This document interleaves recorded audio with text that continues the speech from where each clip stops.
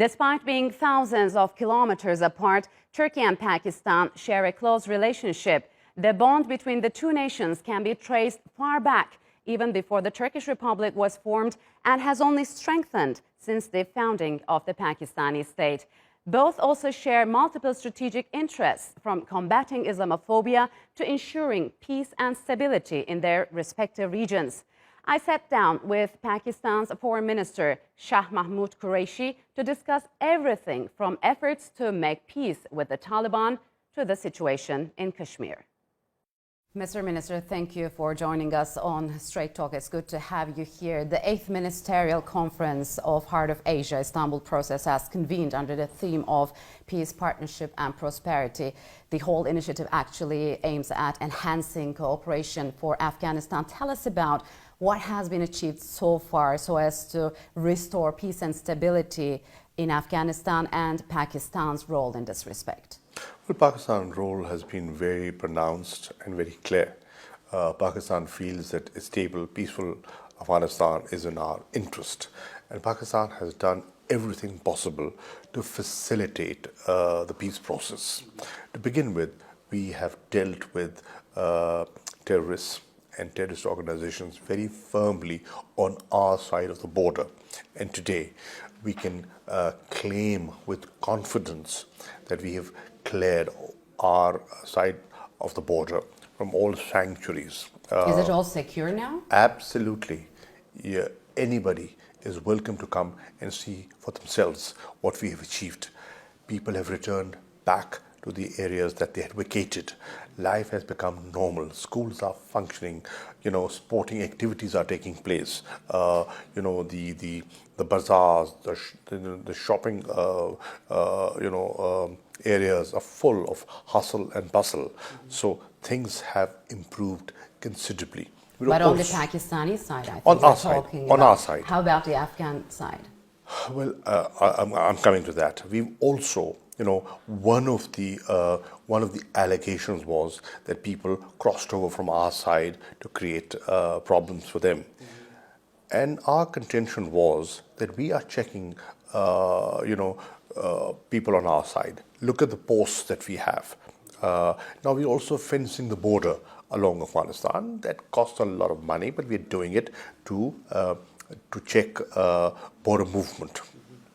But they have a responsibility on their side. If there are sanctuaries on their side, we can't go and help them there. They have the most sophisticated weaponry available.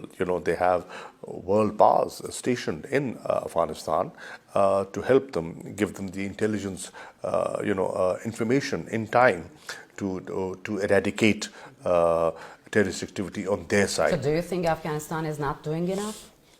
Well, they have. I wouldn't say they haven't tried. They have, but they still have serious challenges because let's not forget that even today, there are huge areas in Afghanistan that are not under the control of the Afghan government, and they are being controlled by the Taliban. That's a given fact. Well, I hope the talks reach their logical conclusion. That is an agreement between the Taliban and the US, because this agreement would be the first step towards an intra-Afghan dialogue, which will follow, hopefully. And that dialogue will result in the reconciliation that is essential for a sustainable peace in Afghanistan. Are you hopeful this time? I'm hopeful. I'm sitting with my fingers crossed. But I think if there was a chance of peace, it is now, and it should be seized. I'm of the view that Taliban should be pragmatic, and they should show flexibility. And one way of showing flexibility is by undertaking steps for a reduction in violence. At the same time, I think the Americans must also show flexibility and meet their demands midway so that there is movement in the right direction. Does Pakistan have some kind of an influence over Taliban into bringing the organization onto negotiations table? Well, they're very independent-minded people. They're controlled by no one. Pakistan is trying to be a friend and we're trying to persuade them to do what we think is in Afghanistan's interest. We've been friends with the Afghans for decades. We've been hosting them. Even today, there are close to 3 million Afghans living in Pakistan. Refugees. We've given them all facilities, education, health, sort of opportunities for employment and economic activity. We've done everything possible for them, scholarships. So Pakistan has been, will be constructive in its approach and positive. I hope the Afghans realize that and build a kind of partnership that is required for mutual benefit. But you think it is the right time to achieve peace with Yes. Taliban? I think so. What if it's missed? God forbid if it's missed, then I see turmoil. Okay. Then I see things getting out of control, and the whole region will get affected. And that's why yesterday, in the Heart of Asia Istanbul Process Conference, we all were of the view that a regional approach is required. Every neighbor of Afghanistan has to contribute. Pakistan alone cannot do it. Do that. We are doing our bit, but others have to come in. So let's talk about Turkey. I mean, how do you describe Turkey's position as a peacekeeper in Afghanistan and at the same time a staunch ally of Pakistan? Well, we have confidence in Turkey. Turkish presence in Afghanistan does not threaten us, frankly speaking. If there is a Turkish footprint in Afghanistan, we are comfortable with it because we know Turkey has no ill designs.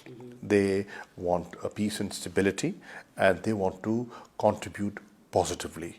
As opposed to India, if the Indian footprint grew in Afghanistan, that will make us uncomfortable. It will make us uncomfortable because of the situation in Jammu and Kashmir. Yeah, we're going to talk about it. Because of the issue on the eastern border, right? So we're comfortable with Turkey, and Turkey can play its role, and Turkey has a certain amount of influence in Afghanistan, which should be recognized, and they have been positive.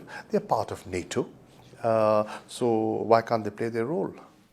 Tell us about the enhancing military and defense cooperation between Turkey and Pakistan. What's the latest on that? It's growing. It's mutually beneficial.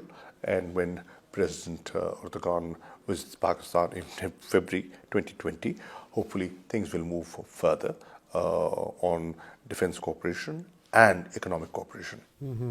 Pakistan just recently participated in a Turkish military exercise in Eastern Mediterranean. Now Turkey and Libya signed this maritime boundaries agreement, which actually drew a lot of criticism from the regional neighbors. From a Pakistan's point of view, what do you make of Turkish claims in Eastern Mediterranean? Because I also know that Pakistan will also join the Mediterranean Shield military exercise this month as well. Well, as I said, since our relations with Turkey are such that there's trust, and there's history to it, and there's confidence. So whatever Turkey proposes, Pakistan will look at that with a very open mind. Okay, now you've just recently mentioned the Kashmir issue. Tell us about the latest. It's been over 4 months, if I'm not mistaken. People are under siege. Tell us about the latest situation there. It's bad. It's getting from bad to worse. The curfew continues day and night. Children deprived of schooling. Patients deprived of medical facilities and treatment. Internet service still suspended. Journalists like you are not allowed in. Try. See if you can go into Indian occupied Kashmir. They will not let you in. But if you want to come to the Pakistan side of Kashmir, we'll welcome you. We'll facilitate. Not just you, any independent international journalist or international observer is welcome to come and visit meet people, see for themselves and form an opinion. Will the Indians do that? I doubt it. I doubt it. That shows what they are claiming is far from reality on the ground. The reality is that 8 million people are under siege. The reality is that human rights are being abused. Can they go out on streets, shop? No, Go to curfew, schools? curfew. They lift curfew, sort of for intervals for people to go and buy essential, food items. But they are under curfew. Curfew means if you step out of the house, you'll be shot. They'll shoot to kill. So that's curfew. And people even can't go to mosques on Friday to pray. India seems it's not backing down. So, what is your expectations from the international community? Have they reacted enough? Not to the extent that the situation demands. The situation is horrific. Two nuclear powers face to face. Indian actions are threatening peace and security of the region. What are you going to do about it? Well, we have highlighted the Indian actions at every possible forum. The Prime Minister raised this issue when he was addressing the United Nations General Assembly. We called for and succeeded in getting a closed-door session of the Security Council. There are pending Security Council resolutions. It's on the agenda of the UN, the Kashmir issue, often forgotten, but still pending on the issue. I think those powers have to wake up to the new reality. And the new reality is that if India continues on this path, there will be peace and security under threat. As far as I can see, Turkey, of course, Pakistan, and Malaysia have commonly reacted to this. And the leaders of these three countries met at the sidelines of the United Nations General Assembly. And they discussed the current problems faced by Muslims and also Islamophobia. And they agreed on setting up of a common TV channel to combat Islamophobia and the problems of the Muslims around the world.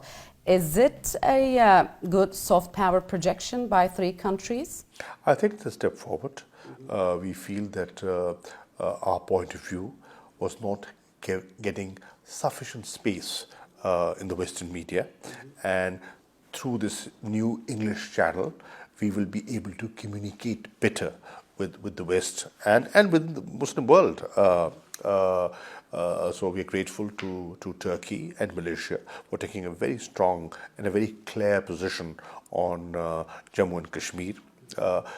I think that the OIC has also now moved considerably, and the latest resolution passed by the Independent Human Rights Commission of the OIC is very, very clear, and it has censured India. I think now the debate in the US Congress that is taking place and the resolutions that have been put forward is encouraging. I think the deliberations and the debate that took place in the European Union again is encouraging.